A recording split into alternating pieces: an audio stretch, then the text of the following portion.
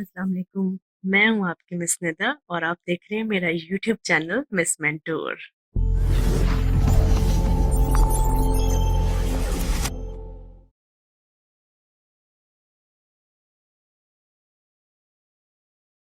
Welcome back. आइए आज की वीडियो शुरू करते हैं। जी व्यूअर्स, मेरा लेसन नंबर 15 है जो कि आर्टिकल्स के बारे में है। ठीक है, बेसिकली ये ग्रामर का टॉपिक है जिसको आर्टिकल्स बोलते हैं। ठीक है व्यूअर्स, आज की वीडियो इंतहाई इंटरेस्टिंग है, इसलिए मेरी वीडियो को पूरा जो है वो एंड तक ज़रूर देखिएगा। जी, तो आर्टिकल्स जो हैं वो 3 तरह के होते हैं, अ, एन और द। ठीक है, दी भी बोलते हैं कुछ स्टूडेंट्स और कुछ जो है वो द भी बोलते हैं। ठीक है, दोनों प्रोनाउंसिएशंस ठीक है। अच्छा, आर्टिकल्स अ एंड द। आज मैं आपको ये बताऊंगी कि आपने बच्चों को कैसे गाइड करना है कि अ किसके साथ लगता है, एन किसके साथ लगता है और द किसके साथ लगता है। जी, तो व्यूअर्स, सबसे पहले मैंने यहाँ पे लिखा है एन।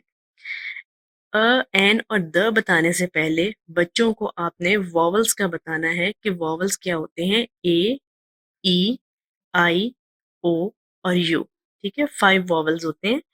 वैसे तो बच्चों को पता होता है, लेकिन आपने बच्चों को पहले वॉवल्स लर्न करवाने हैं कि वॉवल्स जो है हमारे इंग्लिश के जैसे अल्फ़ाबेट्स होते हैं, उनके अंदर कौन से अल्फ़ाबेट्स हैं जो हमारे वॉवल्स कहलाते हैं।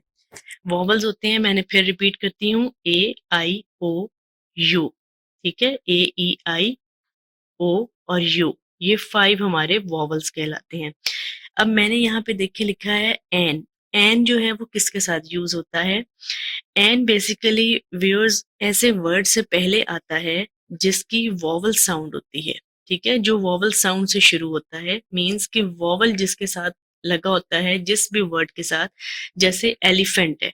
अब एलिफेंट जो है वो ई से स्टार्ट होता है, तो E is itself a vowel. ठीक है, तो एलिफेंट के साथ हम हमेशा एन लगाएंगे। ठीक है, इसी तरह देखें, अगर आप कोई और ई से वर्ड कोई ले लें, जैसे एग है, जैसे मैंने यहाँ एग लिखा है, तो एग जो है वो बेसिकली ई से स्टार्ट होता है and E is a vowel. तो ऐसे वर्ड्स जो वॉवल साउंड यानी कि वॉवल से स्टार्ट होते हैं, उनके साथ लाजमी एन लगता है। इसी तरह देखिए, मैंने लिखा है एन आईलैंड, तो आईलैंड में एस तो साइलेंट होता है लेकिन आई से शुरू होता है, आई इज अ वॉवल, तो इसके साथ हम एन लगाते हैं। ठीक है, मैंने डेफिनेशन में एक और वर्ड लिखा है, और साइलेंट एज। कुछ वर्ड्स ऐसे होते हैं व्यूअर्स जो कि हमारे एज से शुरू होते हैं, लेकिन उनकी साउंड जो है वो एज से स्टार्ट नहीं होती, क्योंकि एज उनके अंदर साइलेंट होता है। जैसे फॉर एग्जाम्पल मैंने लिखा है एन आवर। अब देखिए, आवर में अ की साउंड मीन्स ओ की साउंड जो है वो प्रोमिनेंट हो रही है, एज की साउंड हावर नहीं हम बोल रहे इसको। ठीक है, आवर बोलते हैं, तो जाहिर सी बात है, या आर बोलते हैं या आवर बोलते हैं, तो उसमें आपको ओ की साउंड दे रही है। ओ जो है वो वॉवल है, तो इट मीन्स कि इसके साथ भी एन लगेगा। अब देखिए, नीचे मैंने दूसरा आर्टिकल लिखा है अ। जो है बेसिकली वो उस वर्ड से पहले यूज होता है, वो वर्ड जो कि किसकी साउंड देते हैं, कॉन्सोनेंट। कॉन्सोनेंट क्या होते हैं, कॉन्सोनेंट आप बच्चों को बताइएगा कि वॉवल्स को हटाकर तमाम अल्फाबेट्स इंग्लिश के कॉन्सोनेंट्स कहलाते हैं। ठीक है, जो कि यानी कि ए आई ई ओ यू को निकाल के बाकी जितने अल्फाबेट्स हैं वो सब कॉन्सोनेंट्स कहलाते हैं। जैसे मैंने लिखा अ काइट, काइट के से शुरू हो रहा है, तो के जो है वो वॉवल नहीं है। इसी तरह मैंने लिखा अ मग, मग, एम जो है वो हमारा वॉवल नहीं होता, कॉन्सोनेंट है एम बी और के बी। ठीक है, अच्छा जी, अब चलते हैं द के तरफ। द में ना यूजुअली जो है व्यूअर्स, आपने देखा होगा स्कूल्स में बच्चों को बस ये बता दिया जाता है कि ये किसी भी स्पेसिफिक चीज से पहले शुरू किया जाता है, जो कि मैंने यहाँ पे लिखा है बिफोर अ स्पेसिफिक थिंग। लेकिन आज मैं आपको बताऊंगी कि द बेसिकली किन किन चीजों के साथ लगाया जाता है। ठीक है, स्कूल्स में बस यही एक चीज जो है वो बता दी जाती है, लेकिन आपको मैं आज बताऊंगी कि ये कैसे जो है वो द की आपने पहचान करानी है एक बच्चे को। फॉर एग्जाम्पल देखें, द स्काई। अब ये एक हमारे पास चीज है जो कि हमें हमारी इस डेफिनेशन को फुलफिल कर रही है, that is a specific thing. ये एक स्पेसिफिक थिंग है। ठीक है, जिसको हम बोलते हैं प्रॉपर नाउन भी ना, कि एक खास चीज है ना, स्काई, आसमान एक ही है। इसी तरह देखिए मैंने लिखा है द सेंटर। सेंटर मीन्स कि जब भी आपसे कोई कोई बात हो रही है, कोई भी सेंटेंस आपके लिए बोला जा रहा है जिसमें सेंटर का वो बता देते हैं कि फलानी चीज सेंटर में पड़ी है या फलानी चीज सेंटर से आ रही है, कोई भी लाइट सेंटर से आ रही है, तो मीन्स कि वो एक स्पेसिफिक चीज आपको यहाँ पे बता रहे हैं ना, कोई बता रहे हैं, जगह बता रहे हैं कि कोई चीज कहाँ से आ रही है, तो इसलिए उनके साथ हमेशा द लगता है। इसी तरह देखिए मून, मून भी स्पेसिफिक चीज है क्योंकि एक ही है, प्रॉपर नाउन है, तो उसके साथ भी द लगेगा। अच्छा, ये मैंने एक लिखा है द अर्लीस्ट। अब व्यूअर्स आपने बच्चों को जो है वो एडजेक्टिव्स पढ़ाने होते हैं। एडजेक्टिव्स बेसिकली जो होते हैं उनकी 3 डिग्रीज होती हैं, कंपैरेटिव होती है, सिंपल होती है और एक सुपरलेटिव होती है।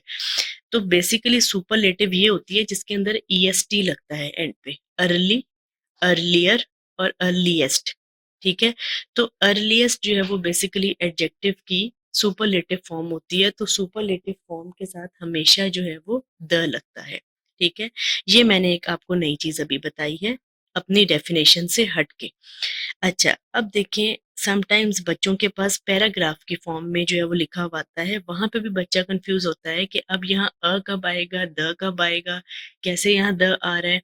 तो आपने यहाँ पे बच्चे को एक बात बतानी है कि अगर आपकी जो है एक ही चीज दोबारा किसी पैराग्राफ में रिपीट हो रही है सेकंड टाइम, तो उसके साथ आप सेकंड टाइम द लगाएंगे। जैसे for example I saw a girl, girl की बात हुई, गर्ल के साथ मैंने अ लगाया क्योंकि ये कॉन्सोनेंट था जी। With an elephant, elephant E से शुरू हो रहा है, वॉवल है, तो मैंने एन लगा दिया। अब देखिए अभी पैराग्राफ मेरा खत्म नहीं हुआ। Letter the girl rode on the elephant. ठीक है, गर्ल रिपीट हुई, सेकंड टाइम आई, तो मैंने अब उसके साथ अ नहीं लगाया, मैंने द लगाया। इसी तरह एलिफेंट मेरा सेकंड लाइन के अंदर रिपीट हुआ सेकंड टाइम, तो मैंने अब एलिफेंट के साथ एन नहीं लगाया, मैंने द लगाया। ये एक चीज और ये एक पॉइंट जो सुपरलेटिव डिग्री मैंने बताई है एडजेक्टिव की, ये बच्चों को नहीं पता चलता, तो ये आप उनको यहाँ से क्लियर जो है वो कॉन्सेप्ट कर सकते हैं द आर्टिकल का। तो आई होप कि आज की वीडियो आपकी मेरी बहुत पसंद आई होगी आपको। काइंडली मेरी वीडियो को लाइक भी कीजिएगा, और वन थिंग मोर, मेरा अगर चैनल आपने अभी तक सब्सक्राइब नहीं किया तो ज़रूर सब्सक्राइब कर लें। इंशाल्लाह मिलेंगे अब न्यू वीडियो के साथ।